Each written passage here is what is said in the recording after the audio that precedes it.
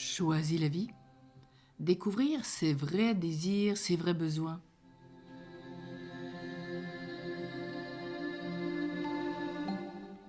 De nombreuses personnes ont été écartelées dans leur enfance entre leurs aspirations, qui avaient sans doute besoin d'être guidées par des valeurs et leurs devoirs.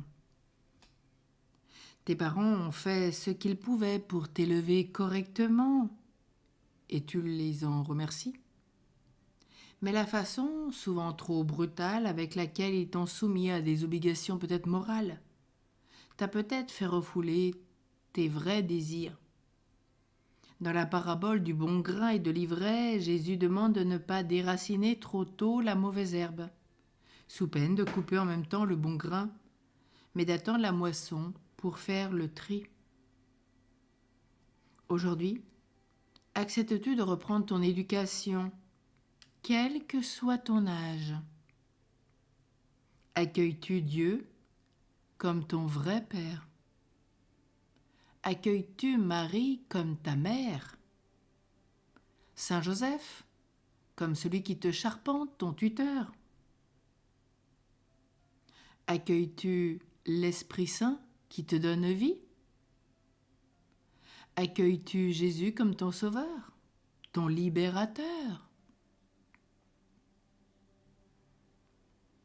Accueilles-tu-les pour ce qu'ils sont? Est-ce que ce qu'ils sont depuis toute éternité? Il va d'abord faire renaître délicatement tes aspirations, tes besoins pour t'aider à les orienter de façon nouvelle. La pédagogie de Dieu et de tous les anges, de tous les saints qui nous accompagnent est celle de l'amour. Trop de personnes sont dans la dépression, le découragement, la tristesse, la désespérance, ou veulent même se suicider, parce qu'ils n'ont plus envie de rien, ils n'ont plus envie de vivre, ils n'ont plus de vrais désirs, ils n'ont plus de vrais besoins. Dans la gestation qui précède ta naissance, tu vas retrouver une dynamique de vie. Tu n'auras plus peur de la mort, parce que tu seras dans la vie qu'est le Christ, lui qui est le chemin et la vérité. Cette vie que tu vas choisir librement ce matin. Tu vas retrouver les souhaits de ton désir intérieur d'être enfant de Dieu et pleinement libre.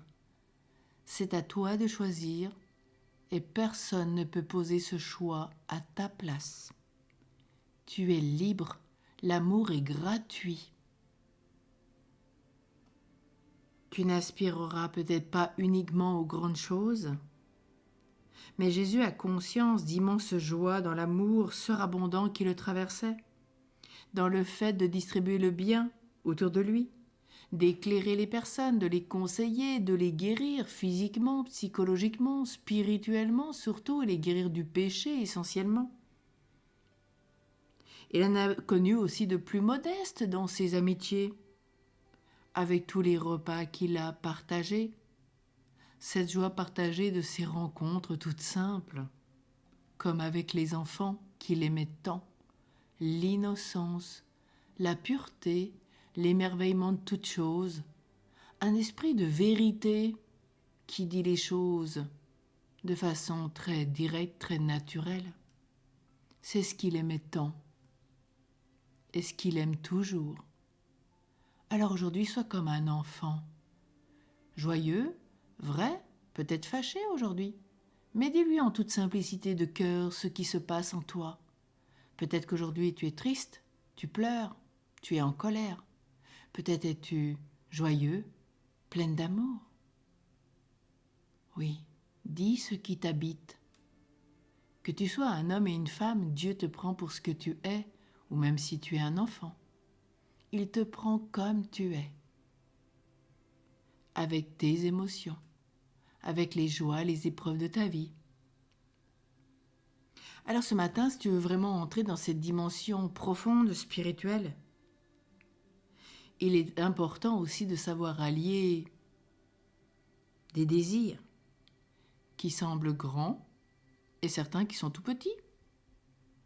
Car ce sont ceux qui te garderont en vie et qui te donneront jusqu'à la fin un dynamisme, une gaieté, une confiance en toi que tu risques de perdre en t'en coupant. Alors ce matin, revisite tes vrais besoins, tes vrais désirs. Peut-être sont-ils enfouis.